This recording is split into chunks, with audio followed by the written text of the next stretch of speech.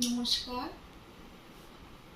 আগামীকাল মহালয়া, পিতৃপক্ষের অবসান, দেবীপক্ষের সূচনা। কালকে ভোরে কি করবেন? মহালয়ার ভোরে এই জিনিসগুলি করবেন। গঙ্গা, যাদের কাছে পিঠে গঙ্গা আছে তারা ভোরবেলায় গঙ্গায় যাবেন। এক তামার ঘটি নেবেন কিংবা কুশাকুশি নেবেন। তামার ঘটিতে এক ঘটি জল, কালো তিল, কাঁচা দুধ, আতপ চাল নিয়ে পূর্বপুরুষদের জল অর্পণ করবেন।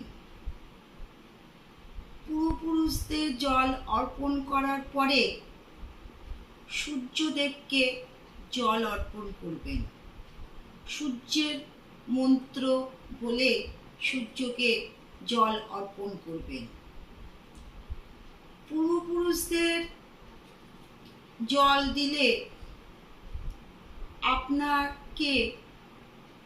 আপনার ওপর আশীর্বাদ করবেন তারা।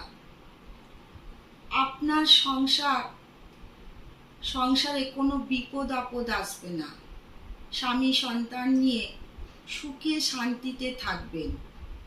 তাদের আশীর্বাদ সবচেয়ে বড়।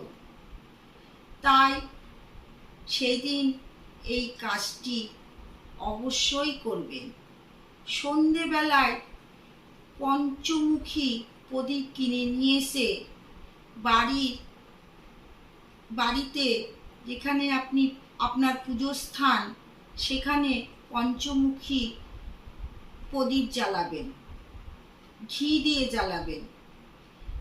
খুব সংসারে আপনার মঙ্গল হবে। কাজটি করবেন।